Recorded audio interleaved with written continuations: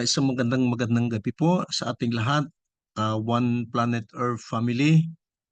It's my pleasure once again ako po ay makapag-share na po tuwing araw ng Sabado sa ating growth training. And if you will notice, tayo po ay nasa mga ilang Sunday na rin o Saturday na rin na nagkakandak po ng training. And if you will notice, the first thing that I conducted ay 7 reasons why people are joining network marketing. And then sinundan po natin ito ng sales and marketing. And I know na marami po tayong natutunan no po doon sa ating mga training na ikinandak po natin about sales and marketing. At doon ay marami po tayong mga bagay na pinag-usapan at higit sa lahat po na dapat ay lagi natin natatandaan na yung pong success mo sa industriya ng network marketing is all depends on how you are successful in the area of selling. Kaya napaka-importante po na talagang ma-master natin ang art of selling. Ngayong gabi ay aking pong ikinagagalak na kung saan ay ito ang isa sa pinakasikreto ng lahat ng mga successful businessman and a businesswoman. Isa lamang po yung kanilang minamaster at yan ang ating topic ngayon, ang the power of goal setting for your business. Kaya take your pen and notebook at napaka-importante po na tayo ay mag-take note dahil hindi po lahat ito ay ating matatandaan. Kaya importante na tayo po ay nagsusulat kung ano po ang ating idea na nakukuha po sa mga i-share ko po through our slides. So welcome to the power of goal setting for your business. Okay? So sabi po natin,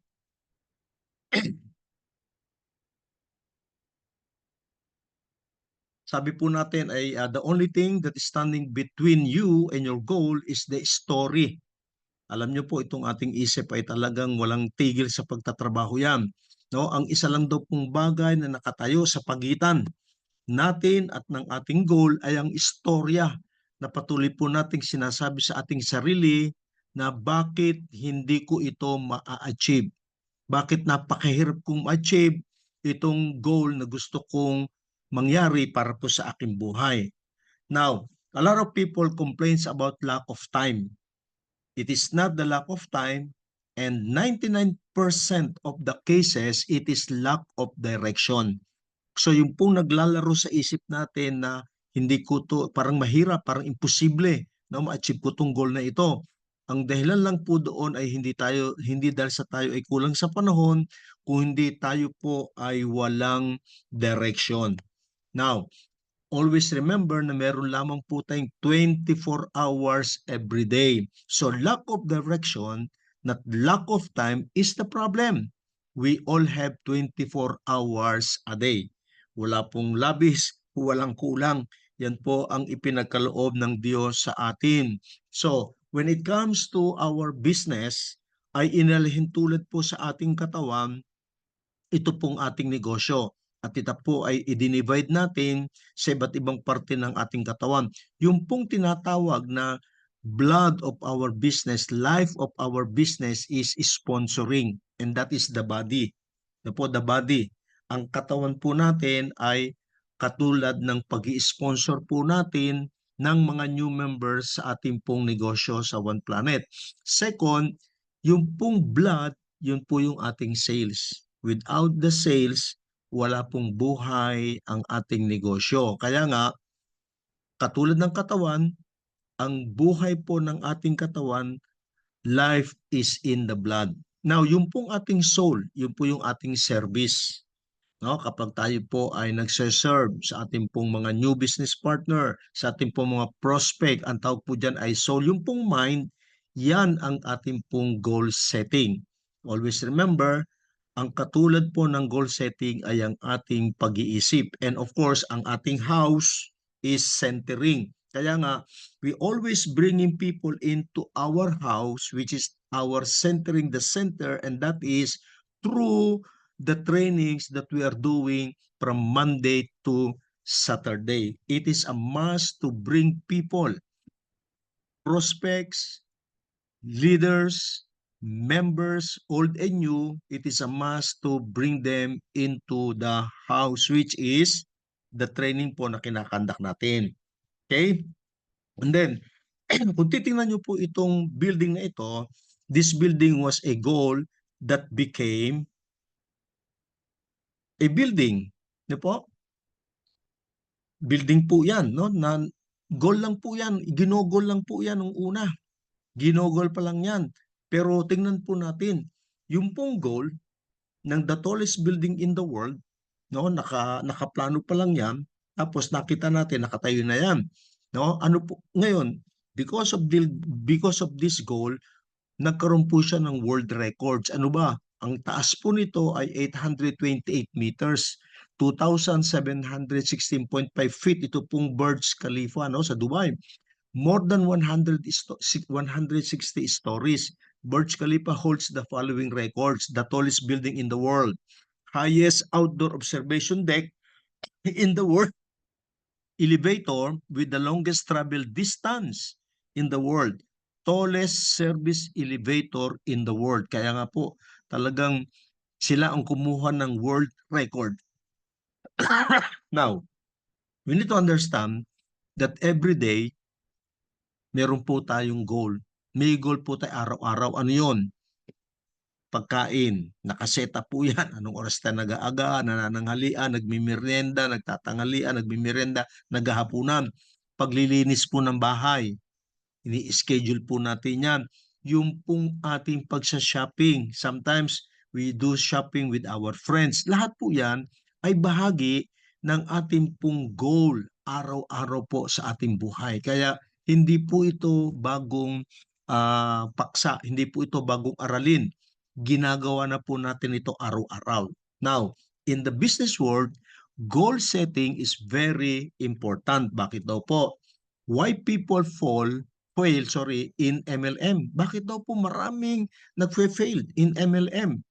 No? Napakadami. Ang daming nasunog, ang daming yung sabi natin, burnout, ang dami po na inargabyado ng kanyang upline, no? Inargabyado ng company. Opo. Bakit daw po? Because they fail to plan. Number 2, they plan to fail. Number 3, they give up on their plan. Ito po ang dahilan bakit nagfe-fail. Hindi po tayo nagpaplano ng maayos, hindi po tayo nagpaplano ng talagang susundin natin ang plano, at madali po tayong mag-give up sa ating pong mga pinaplano. Meron lang pong ilang umayaw, 3 yung in-approach mo, 5, panay no, tapos sabi mo ang hirap pala ng networking, lahat ayaw. Ay saan ka? Lilima pa lang naman yung ina-approach mo na ayaw. Ilang milyon ba ang tao sa Pilipinas? Ayan. O ngayon, how to set goals? Ang pagsiset up po ng goals ay eto. 3 po itong steps. Knowing what you want is the first step toward getting it. Importante po sa goal is not just setting, but goal getting. Uulitin ko po, it's not about the goal setting na nagse-set up ka ng goal mo, ng plano mo, but the most important thing is the goal. You must be a goal getting, not only learning on how to set up goals. Number 2, write down your dreams and goals.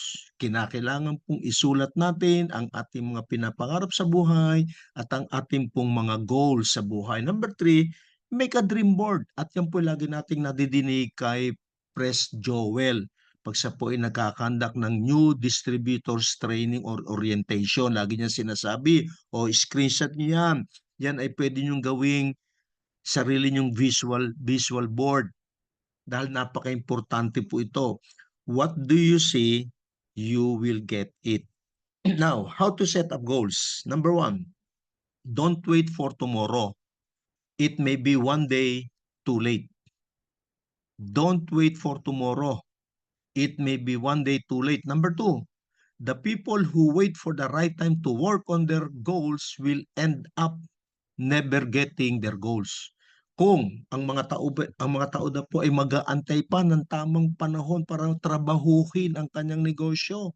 Kung maganda yung panahon, kung meron sana akong fund, kung meron sana akong kotse, kung meron sana akong ganito, kung marami sana akong kakilala, hindi po. Kasi sabi dito, Otherwise, you work on your goals will end up never getting their goals. Number 3, you have to visualize that you can get there. Ang goal setting po ay binivisualize mo na andoon ka na, no? Nakarating ka na sa journey mo. Tinitingnan mo na yung end result nung ginawa mo. So, yun po yung binivisualize mo. Kung binivisualize mo na ang One Planet ay nagbibigay po ng house and lot, i-visualize mo na nakatira ka na dun sa house and lot mo. Kung ang One Planet po ay nagbibigay ng car, ng SUV, ng sedan, i-visualize mo na that you are driving your dream car. Ganyan po ang pagse-set up ng goal. Na think of it, you visualize it that you are already there. Number 4, you have to see yourself already there starting now. Kaya practice nyo na po yan, ha. Tingnan nyo po yung mga benefits na binibigay po ni One Planet, 1.3 million every month, 1.3 million every month. I-visualize mo na ang tao ay dumadagsa, no? Dumadagsa sa spillover ng organisasyon mo, and you see your fat big check na 1.3 million. Nagbibigay siya ng kotse, SUV. So, i-visualize mo na, tingnan mo na sa iyong kaisipan at the back of your mind na you are driving your SUV car. Whatever the brand or whatever the model, you must visualize, seeing yourself inside the car, driving it at amuyin mo yung bagong amoy na leather seat. Smell it. You can, in fact, you can do it, no?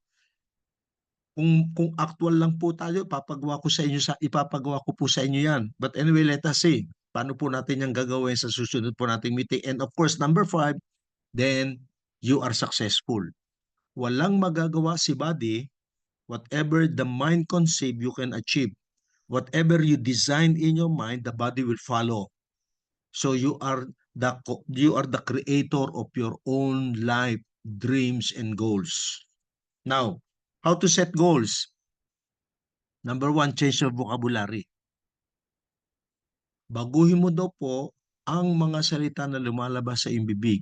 Change, ang tawag ko po diyan is learn to speak the transformational vocabulary. Words has a power. Imbis na I can't do this, I can do it. Yeah, wala po kayo sasabing mahirap, hindi natin kaya yan. Maaari sabihin mo ay may tamang panahon, but don't ever say I can't do this. Always says I can do it, I can do it, I can do it, I can do it. Word is so powerful. Do you know how the word is created? Alam po ba natin paano kinreate po ang mundo? No? And it is created by the power of God's word. For you were made in my image, no? And God created the whole world with his word. Let there be light, and there was light. And we have the ability to do that. Bakit? Because we were created, made in the image and likeness of God. We have the ability to create things. There is power in our words kasi yung pong makapangyarihang gumawa sa atin, nilagyan po tayo ng abilidad na yan that when you speak, it will come to pass. Kaya nga po, tinest ng Diyos si Adam. Hindi po pinangalanan ng Diyos yung mga hayop. Bakit? Because yung gusto po ng Diyos kay Adam, i-practice niya yung power ng words. Kaya lahat ng itawag niya sa pangalan ng hayop, that's it. That's it. So, what's your word po? Your words are powerful. Use them with care.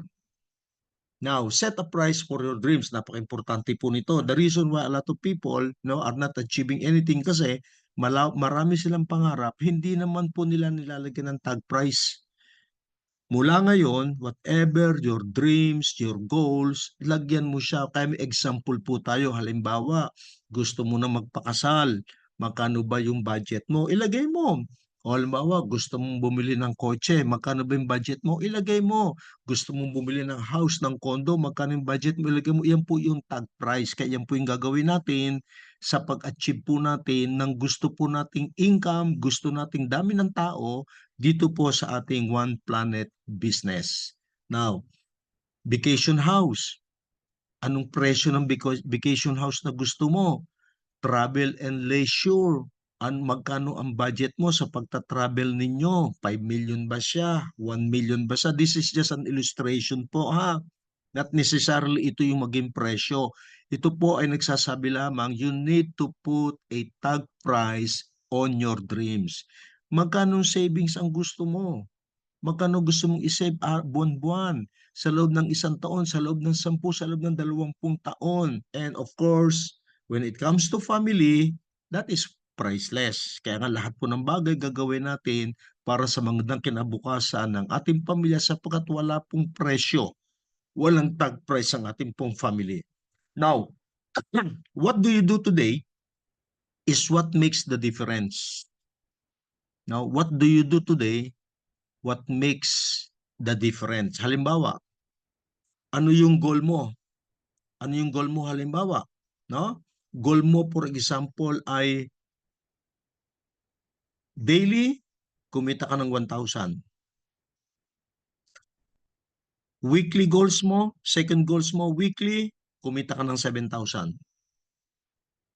Third goal mo monthly kumita ka ng 30,000. Goal 4 in a year total of 360,000. So that is 100% success rate. Halimbawa, nag-goal ka po. Actually, example lang po ito ha, 1,000 daily. Actually, pag alam mo po ang tamang estratehiya, hindi lamang po 1,000 ang kikitain mo kay One Planet isang araw. Pakikita po sa inyo kung paano yon. Sabi mo, gusto ko sa One Planet kong business, kumita ako ng 1,000 isang araw. No? 7,000 sa isang linggo. 30,000 sa isang buwan, 365,000 sa isang taon. Yan po. What you do today is what makes the difference. Kaya kung ito po'y gagawin mo, makikita mo po yung difference na magiging buhay natin. Now, divide your goals into small goals.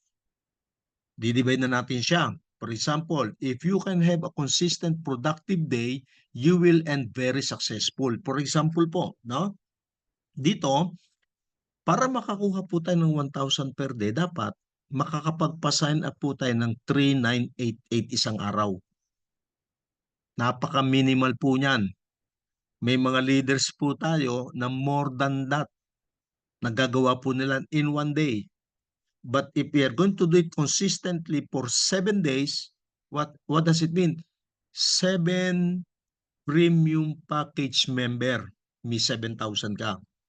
If we can sign up 30 premium package in 1 month, you have 30,000. Then if we can sign up in a year 365 premium package, what does it mean? We have 365,000 in 1 year. Now, kapatid, ang pinag-uusapan natin dito, referral bonus. I'm not talking of matrix unilevel. I'm not talking of that. I'm talking of yung package na gagamitin mo para kung saan kumita ka. And if you have, makinig po kayo mabuti, if you have the right tools to do it, one premium is nothing if you have the right tools on how to promote your business in the social media. Baka nga isang araw, may 10 kang sign up eh. May 10 kang sign up isang araw. Premium. Baka mimiya mo, meron kang sign up ng 20.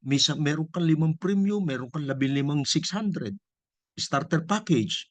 Basta po may tama tayong tools, marketing tools to reach out people beyond your borders. People na you don't know and you don't have relationship with them. We can reach them out, these people, nationwide, and that is through the social and the power of the social media. Matututunan nyo po yan. Now just imagine, kung ito po ang magiging goals natin, referral bonus lang po ang pinag-uusapan. Isa lang isang araw na premium package. In 30 days, may 30,000 ka kapatid. Pwera po ang ating matrix, pwera ang ating unilevel, pwera po yun, hindi po kasali yun. Referral bonus po itong aking ipinakikitang pwede po nating kumputin.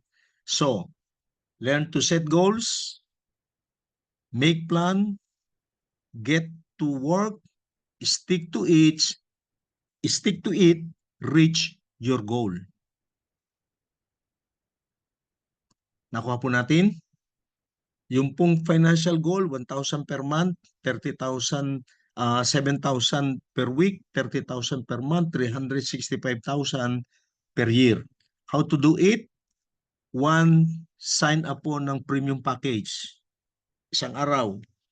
7 sign up ng premium package in 1 month, in one week. 3 sign up ng premium package, 30 in 1 month. 365 sign-ups in 1 year. Imaginein mo yon, may 365 people ka in 12 months. Pag nag-multiply po yan ng 10 bawat isa, how many people do you have in your matrix, in your uni level? Diyos ko, talagang wala kang paglalagyan ng iyong kikitain po. But you must learn on how to set goals. Make a plan, get to work, stick to it, and reach at all means, at all cost, reach your goal. So, mistakes in setting goals. Ano ba yung mga kamalian dito? Too big, too many, not specific, not written. Yan ang problema po ng hindi marunong mag-set up po ng goals. Mistakes, kamalian. Now, para po ma-overcome natin ito, meron tayong tinatawag na to-do list. Sa to-do list po natin, ay gagawin mo, list the most 6 important things you need to do tomorrow. Bawa, ngayong gabi, bago ka matulog, no po, ay ano ba yung gagawin ko bukas? Ilista mo na po siya, to-do list. And next day, everyone po, halimbawa, para kung meron akong isang sign up every day, kinakailangan kong kumausap sa 10 tao. O di sa 10 tao, kung merong isang mag-sign up nung araw na yon, eh di meron akong isa. O, so sa isang linggo, ilang taong kakausapin ko para magkaroon ako ng 7. So isusulat po natin yan. This will take you 10 to 15 minutes a day to do list. Unless you discipline yourself on a daily basis, the chances are you are not going to reach your goals. Kaya sinasamahan mo po siya ng pagpaplano ng activities mo on a daily basis na bago ka matulog, alam mo na po kung ano ang gagawin mo para bukas. Daily po yung gagawin mo. Daily yan. Wala kang sawang gagawin mo po yan to-do list. Sikreto po yan ng lahat ng nasa sales and marketing. Number 2, monitor your success and failures. Hindi naman pulot ng gagawin mo may resulta. Yung pag ginawa mo walang resulta, it means you need to change your strategy para magbigay ng resulta sa iyo. You must achieve at least 80% to 90% of your goals. At least. O halimbawa, ang goal mo isang araw ay 1,000. O kumita ka lang naman na puro ang nag-sign up sa iyo sa isang araw ay puro 600. O magkano ba ang referral bonus natin sa 600? 30. O edi halimbawa nakakuha ka ng 10, edi may 300 ka. O kahit na papaano, ano po, ay nag-set ka ng goals, hindi mo man na perfect siya, pero by percentage, may nakukuha ka rin po. May nakukuha ka rin. Kaya nga, always aiming for 3,988 para mabilis. No po, mabilis ang acceleration po ng ating income. Now, time management ang importante. Learn on how to manage yourself at the given time. Ikaw po ang sarili mo po ang ima-manage mo doon sa panahon na meron ka. Halimbawa, meron po tayong 24 hours isang araw. Sa 7 araw, 168 hours yan. This is something so powerful. Pakinggan niyo pong mabuti. 8 hours is sleeping. 9 hours working. 30 minutes get ready to work. 30 minutes going to work. Another 30 minutes going back home. Now, ilang oras ang nagamit mo? 18 hours and 30 minutes. Yan po ang nagamit mo in 24 hours. So, ibig sabihin, meron kang 5 hours and 30 minutes na natitira sa isang araw. So, pag tinuos mo po siya, alam mo po ba na iyan ay 38 hours per week? Yang free time mo? So, ang tanong, ano ngayon ang gagawin mo sa free time mo? Oh, Successful people use their free time to be productive. Imagine mo, nagawa mo na lahat, nakapagtrabaho ka na, et cetera, no? Lahat na naandoon, natitirahan ka pa rin ng 5 hours and 30 minutes, 38 hours in 1 week. Imagine mo laking oras nun. So pag hindi mo siya gagamitin ng tama, kaya nga po ako pag ako nagpe-present po ng aking business, like mo sinasabi, hindi ko kinakailangan ang 8 hours mo. Just give me your free time. How many hours do you have your free time?